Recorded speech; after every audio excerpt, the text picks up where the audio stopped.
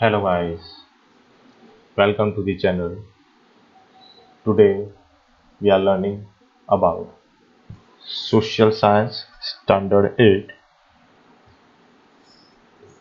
In this subject we are going to study about chapter number 5, natural disasters. So first of all, what is the meaning of natural disasters? तो nature के द्वारा जो भी कुछ आपत्ति create होती है, ऐसी कोई घटना होती है, तो उसको बोलते हैं हम नेचुरल डिजास्टर। जैसे है अर्थक्वेक है, जैसे सुनामी है, वॉल्केनो जो होता है, फ्लड्स आते हैं, साइक्लोन जो आते हैं, फॉरेस्ट के अंदर जो फायर्स जो होती है, ओके, देन आफ्टर जो ड्राउट मतलब कि दुष्काल जो वहाँ पे होता है, तो जहाँ पे क्या होता है पानी की कमी हो जाती है, उसको क्या बोलते हैं, उसको ड्राउट बोलते हैं। देन जहाँ पे पानी जो होता है वो बहुत ज़्यादा आ जाता है, उसको बोलते हैं फ्लड बोलते हैं। तो ऐसे ये सारी जो चीज़ें आती है वो नेचुरल होती है, वो नेचर से आती है। So that is called as a natural disasters. तो इसमें कौन कौन सी चीज़ें होती है? तो नेचुरल डिजास्टर्स मतलब क्या है? Disasters like earthquake, tsunami, and volcano occurs due to the change in the interior of the earth, whereas disaster like flood, cyclone, forest fire, drought, etc. occur due to the changes of surface of earth। तो ये जो सारी चीज़ें हैं, यहाँ पे आप देख सकते हैं कि जो फ्लड्स जो ये सारी जो डिजास्टर्स जो होती है, floods, cyclone, forest fire, drought, ये जो सारी चीज़ें होती है वो कहाँ पे होती है? On the surface of earth. मगर ये जो अर्थक्वेक है, सुनामी है, वॉल्केनो जो होता है, वो कहाँ पे होता है?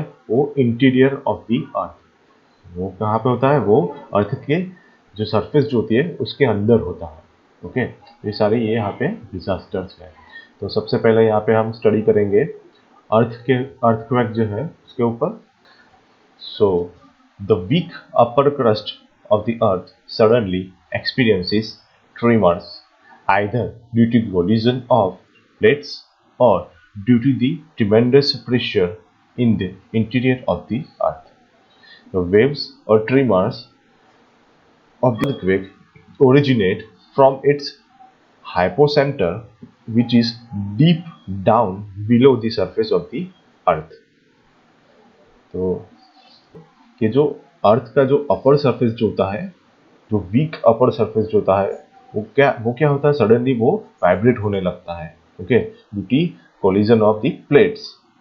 ओके, तो यहाँ पे जो आप देख सकते हैं, यहाँ पे जो दो प्लेट जो है अर्थ की, तो वो दो प्लेट अर्थ की अगर टकरा जाती है या फिर इसके ऊपर यहाँ पे प्रेशर कुछ आ जाता है, ओके, तो इससे क्या होता है, जो प्लेट्स की जो सरफेस जो होती है, अपर सरफेस जो होता है, वो क्या हो जाता है? वो यहाँ पे वाइब्रेट करने लगता है। ओके, प्रेशर्स कई बार ये यहाँ पे प्रेशर्स के ऊपर से प्रेशर से भी क्या होता है, यहाँ पे अपर सरफेस क्या होता है? वो वाइब्रेट करने लगता है। ओके, तो वहाँ पे कुछ वेव्स यहाँ पे क्रिएट होती है। तो जो भी यहाँ पे ओरिजिनेट जो होता है, जहाँ से भी ये अर्थक्वेक स्टार्ट होता है, उसको क्या बोलते हैं? हाइपो सेंटर, और उसको फोकस भी बोलते हैं। ओके, ओके, तो यहाँ पे ऐसे यहाँ पे जो अर्थक्वेक जो होता है, जो भूकंप जो होता है, वो यहाँ पे क्रिएट होता है। यहाँ पे एपी सेंटर यहाँ पे देख सकते हो आप। ओके, तो दो प्लेट्स यहाँ पे टकराती है, तो ऐसे यहाँ पे अर्थक्वेक क्रिएट होता है। सच सडन शेकिंग और trembling is known as a earthquake. जैसे ये सडनली शेकिंग और ट्रेमलिंग जो होती है अर्थ की, उसको बोलते हैं अर्थक्वेक होता है। यहाँ पे आप वेव्स, ट्रेमर्स और earthquake originate from its hypocentre. ये आप देख सकते हो यहाँ पे हाइपोसेंटर देख सकते हैं, जिस deep down below the surface of earth, जो सरफेस ऑफ अर्थ से डीप होता है यहाँ पे। Now earthquake waves earthquake waves are created from the epicenter during the process of earthquake.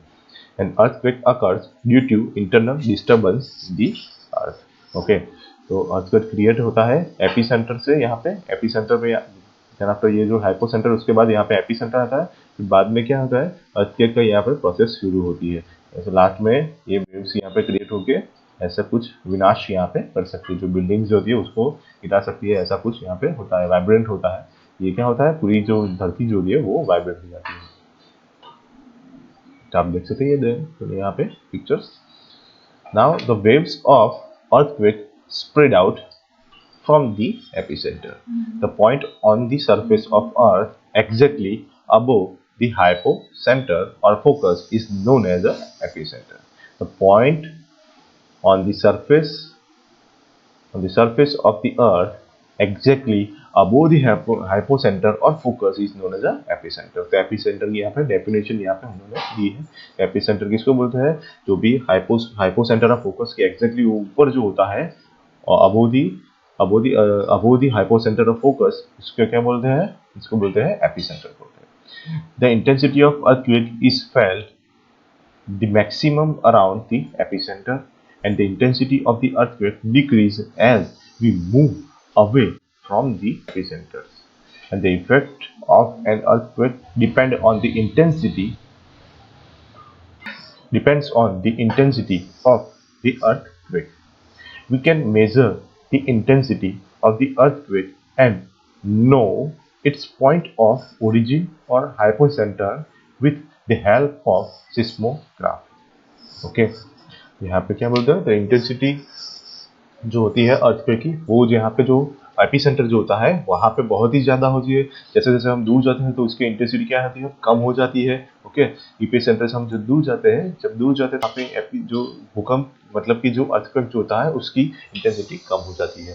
We can measure the earthquake intensity. ये हमारी earthquake intensity की measurement कैसे किस यूनिट में होती है, तो वहाँ पे इसको सिस्मोग्राफ जो बोलते हैं, उससे यहाँ पे उसकी इंटेंसिटी मेजर होती है। Okay, we can measure the intensity of earthquake and know its point of origin और hypocentre with the help of seismograph. Okay, तो ओरिजिन जो होता है, हाइपोसेंटर को जो होता है उसमें ये यहाँ से हम क्या कर सकते हैं, उसको सिस्मोग्राफ जो होता है उससे हम इसकी इंटेंसिटी, अर्थक्वेक की इंटेंसिटी हम यहाँ पे जान सकते हैं। Okay, there are three reasons for the occur of earthquake. Okay, और कौन से तीन रीजंस है, तो फर्स्ट सबसे पहले यहाँ पे earthquake caused by volcano eruption.